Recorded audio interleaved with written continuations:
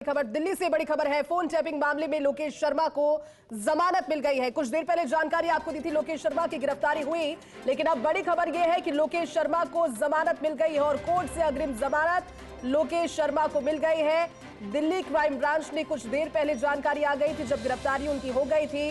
दरअसल 14 नवंबर को उन्होंने दिल्ली हाईकोर्ट में अपील कर जो याचिका दायर की थी उसे वापस लिया और उसके बाद जो गिरफ्तारी पर रोक थी वो हट गई थी। और एक जानकारी इस खबर के आने के बाद आप तक फर्स्ट इंडिया ने सबसे पहले पहुंचाई, लेकिन अभी जो बड़ी अपडेट है इस प्रकरण में वो ये है कोर्ट से जमानत मिल गई है। दिल्ली से बड़ी खबर आपको बता रहे हैं। फोन टैपिंग के प्रकरण में लोकेश शर्मा को जमानत मिली है, कोर्ट से जमानत मिली है। दिल्ली क्राइम ब्रांच ने गिरफ्तार किया था लोकेश शर्मा को। आपको ध्यान होगा ये पूरा प्रकरण 2021 में जब राजस्थान में अशोक गहलोत की सरकार थी, उस समय तत्कालीन मुख्यमंत्री के ओएसडी लोकेश शर्मा ने मीडिया में जब प्रेस कॉन्फ्रेंस की थी। राजस्थान के विधानसभा चुनाव के नतीजों के बाद अचानक से प्रदेश की राजनीति में भूचाल भी आ गया था और कुल मिलाकर के इस प्रकरण में उन्होंने अपने आप को सेफर साइड रखने की कोशिश ये सभी बातें कहकर की कि जो फोन टैपिंग के प्रकरण है, जो तथाकथित ऑडियोज वायरल हुए थे, वो किसी के इशारे पर वायरल जानकर किए गए।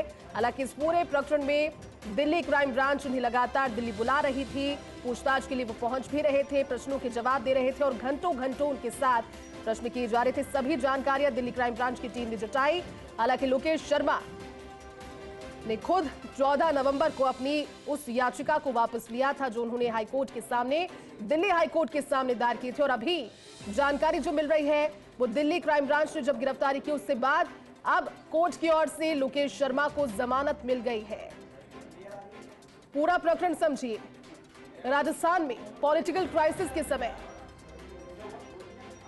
जो उथापथल का माहौल हुआ था और उसके बाद में लोकेश शर्मा जो पूर्व मुख्यमंत्री अशोक गहलोत के ओएसडी उस समय थे, उन्होंने राजस्थान के विधानसभा चुनाव के नतीजों के बाद अपने आप को इस पूरे प्रकरण से परे हटाकर ये कहा कि सिर्फ और सिर्फ किसी के इशारे पर और साफ तौर पर उन्होंने राजस्थान के पूर्व मुख्यमंत्री अशोक गहलोत का जिक्र किया। उन्होंने कहा कि ये ऑडियो मीडिया में जाकर सर्कुलेट कर दिए जाएं और उसके बाद में जिनके नाम उस ऑडियो में लगातार लिए जा रहे थे, लेकिन अब जांच की जो सुई है वो साफ तौर पर किसकी तरफ मुड़ती है, कहां तक पहुंचती है, ये देखने वाली बात होगी।